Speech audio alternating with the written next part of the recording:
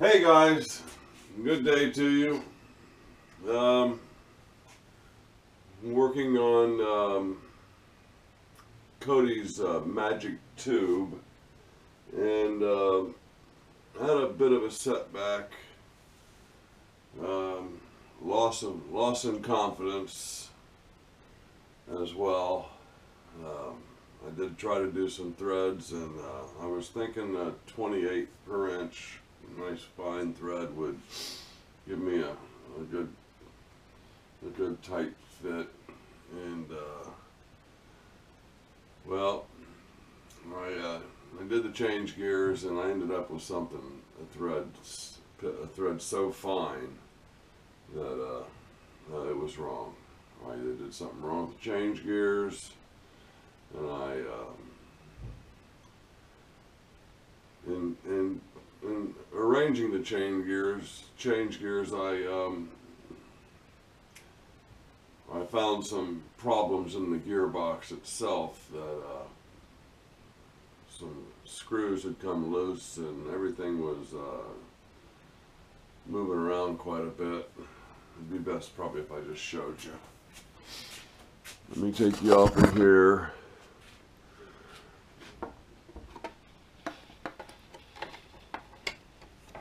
Okay, there's two cap head screws, one here and one here. It holds this plate. This plate basically holds this lever and these two gears.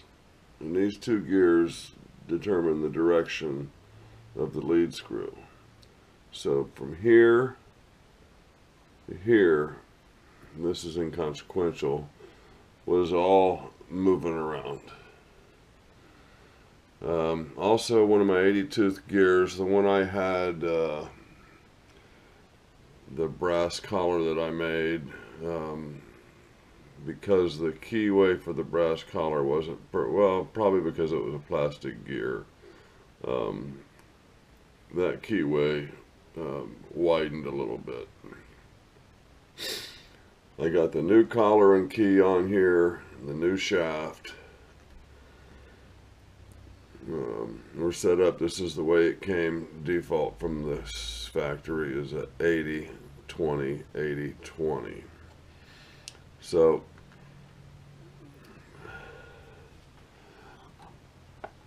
that whole thing was loose. I corrected that before I tried. Let's see, I need to get my magnets fixed. I'm missing a magnet up here. Okay, now let's look at this. This is the magic tube per se. Let's stand it up and show you what I have here. And I'm just wondering if I've already screwed up. So that's the fit I have without threads. I mean, it's, I think it's gonna, I think this is too loose to do the threads, but worst comes to worst, I just have to make a new cap. But let me know if that's, I mean, there's air pressure there. And here's those super fine threads. Shows up better with a black background. That was just a scratch pass.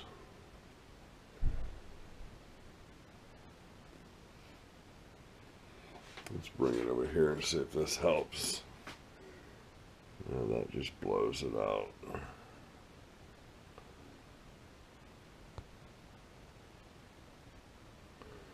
Let's try a darker background.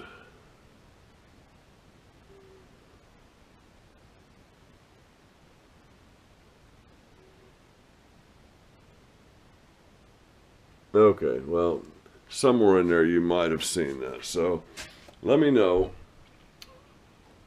have I screwed that up already? Like I said, I get there's a little air pressure there. So I'm not sure if this is too small now. And I also really didn't have a proper internal threading tool. This is what, once again, let's try the dark background. This was what I was going to try to use. I think that's pretty small.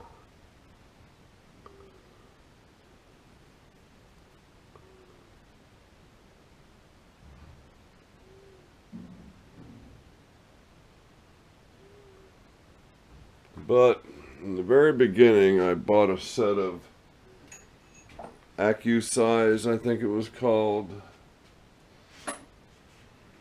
Like pre-ground, yeah, AccuSize. It's a pre-ground high-speed steel. This is an external grooving. This is a left hand 80 degree, I think. 3/8 80 degree left. And I tried using these once, and I just put them back in the box. And I started grinding the other end of them.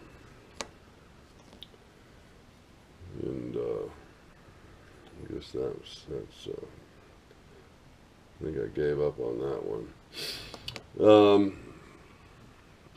But I did still have this internal grooving tool, so I'm all set there. I got a piece of scrap to practice on, to do a test on, and I am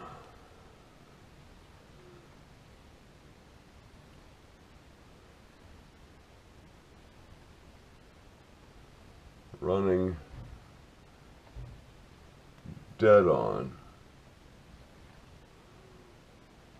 See, everything is touching.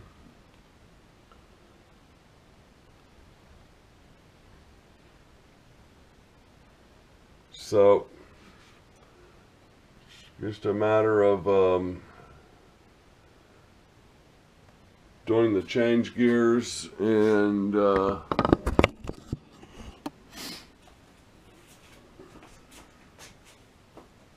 I mean, it was really a shot to my confidence when I did the scratch pass on this, and then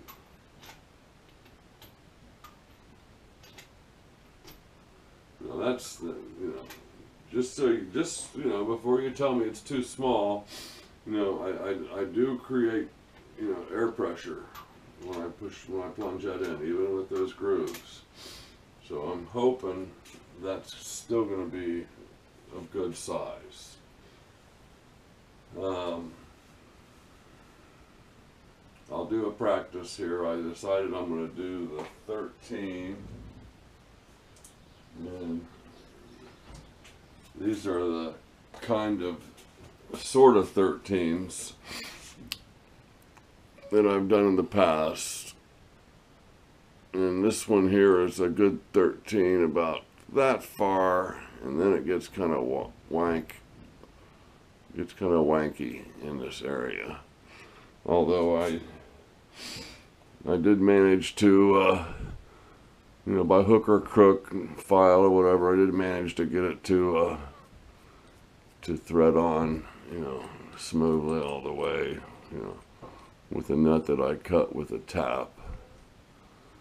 So whether it's a good thread or not, it's really technically not, but it works with the nut I have, and that's kind of the situation.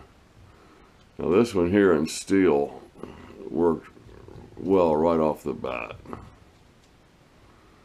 Didn't need any filing.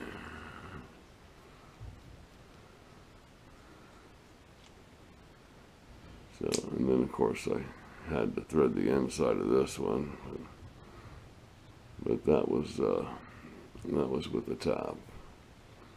So who knows what this thing is? Just practicing, experimenting.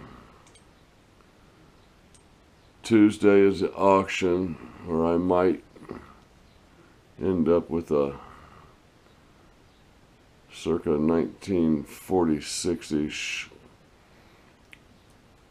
oh, I think it was a 13 by 30 Monarch lathe.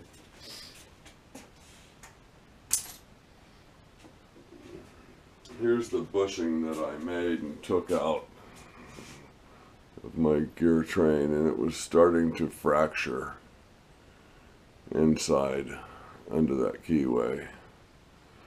But I did eliminate the problem of washers getting ground up and matter getting inside there and freezing that up. And I now have extra shafts and extra bushings, collared, and extra keys. I'm going to order a couple extra 80-tooth gears. That seems to be the ones that take the most stress. I really haven't properly publicly and officially thanked my son and daughter-in-law for the GoPro camera. It is a GoPro 3, I think, a Hero 3 Plus. It does not have a screen on the back of it, but I bought an accessory called a backpack. And it's just a thin screen that snaps on the back of the camera so you can see what you're doing. And I know there's an app you can get on your phone, and I like to have the screen on the camera better, I think. But thank you, Adam and Jen. This is what I was using before. It's a Dragon Touch. This is my second one.